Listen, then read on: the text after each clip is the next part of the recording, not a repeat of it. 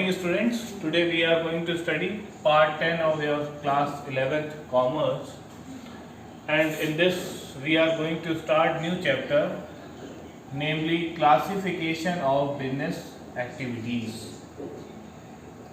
As we all have studied what business is and what are the business activities, but business activities mainly are classified into two main groups.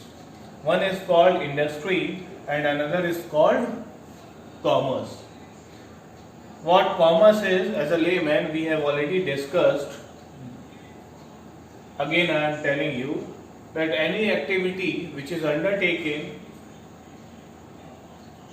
right from the thinking of a business till the after sales service, each activity comes under commerce. And what industry is? Industry means production of goods or services for sale by application of human and mechanical power. When anything is converted from raw material to finished goods, or anything is converted into something where the utility is increasing, that is called industry. Industry involves the production of both types of goods, consumer goods and producer goods.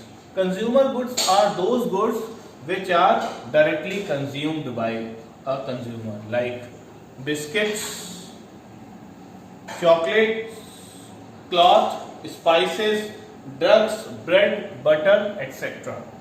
And what are producer goods? Producer goods are also called capital goods.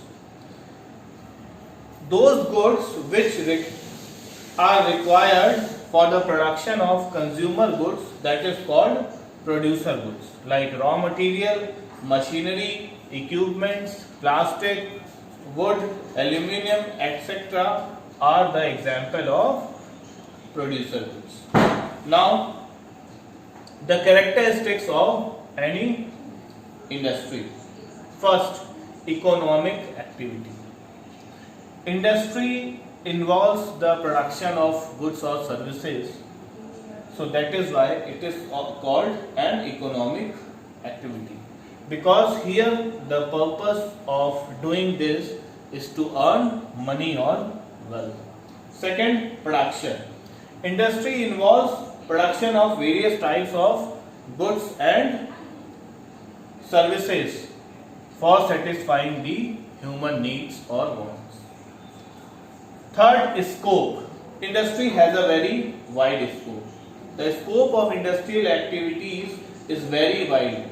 Advancements in science and technology have created many new industries, such as information technology industry, computer science industry.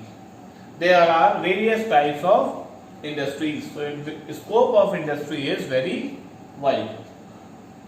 Next, creation of utility.